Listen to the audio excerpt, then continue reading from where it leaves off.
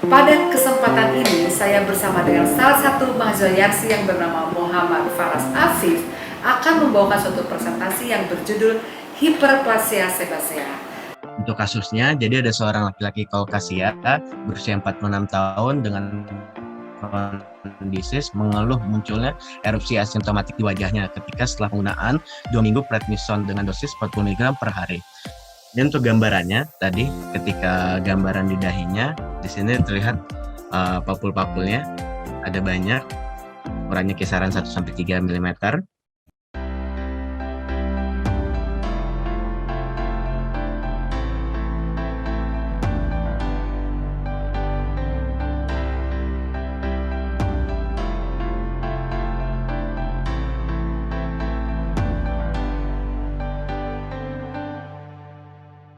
Assalamualaikum warahmatullahi wabarakatuh.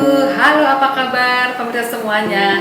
Saya berharap semua dalam keadaan sehat. Demikian pula dengan saya, dan terus kita tetap bersemangat. Pada kesempatan ini, saya bersama dengan salah satu mahasiswa Yarsi yang bernama Muhammad Faras Afif akan membawakan suatu presentasi yang berjudul Hiperplasia Sebasea. Jadi hiperplasia sebasea ini adalah suatu penyakit tumor jinak pada kulit, ditandai dengan adanya pertambahan daripada sel-sel yang menyebabkan pembesaran daripada kelenjar sebasea yang menghasilkan lemak, sehingga ditandai dengan kelainan berwarna benjolan yang sewarna dengan kulit atau berwarna kekuningan. Dan yang paling penting, kelainan ini sangat dipengaruhi oleh genetik dan juga oleh lifestyle. Baiklah, simak dan ikuti acaranya sampai habis sehingga kita tahu apa yang harus kita lakukan untuk menangani hiperplasia sebasea ini. Bismillahirrahmanirrahim. Assalamualaikum warahmatullahi wabarakatuh. Perkenalkan, di sini saya Faras Afif. Saya akan membawakan jurnal reading tentang sebaceous hiperplasia dengan dosen pembimbing Dr. Nenden Sobarma dengan spesialis kulit kelamin, Fellow of the Indonesia Society of Dermatology and Venerology. Untuk penyarian jurnal reading, di sini saya menggunakan web mencari jurnal. Di sini jurnal yang saya pilih adalah Eruptio Sebaceous Hyperplasia, a rare consequence of systematic corticosteroid. Untuk pendahuluannya, hiperplasia sebasea erupsi adalah konsekuensi yang jarang dan kurang dipahami dari imunosupresi. Paling sering terjadi dengan siklosporin dan setelah transplantasi organ. Sampai saat ini belum ada laporan yang mendokumentasikan erupsi sebaceous hiperplasia terkait dengan pemanfaatan imunosupresi di luar skenario klinik ini. Jadi kasus yang terjadi cuma ada satu-satunya ini saja.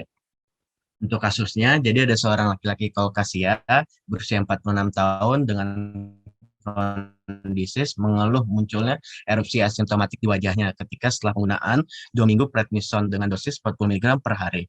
Dan untuk riwayat penyakit yang sebelumnya pernah dirasakannya adalah jerawat yang serius, peruka pelana wajah, eksim aseoteosis, psoriasis, dan penyakit Crohn. Untuk pemeriksaan fisik, di sini ditemukan ada papul berukuran 1-3 mm dengan konsistensi lunak, kulit berwarna kekuningan, berbentuk kubah, terus dia berumbilifikasi, terus juga ditemukan pada daerah dahi atau kening, terus juga di daerah pipi lateral, malar bilateral secara diffuse.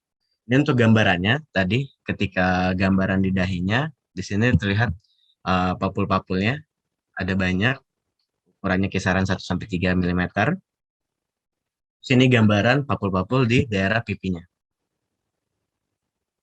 Untuk pemeriksaan dermatoskopik papulnya, individu mengungkapkan kumpulan globul kecil kekuningan yang dikelilingi oleh kelompok pembuluh darah yang berliku-liku dan hampir tidak bercabang, yang tidak melintasi garis tengah.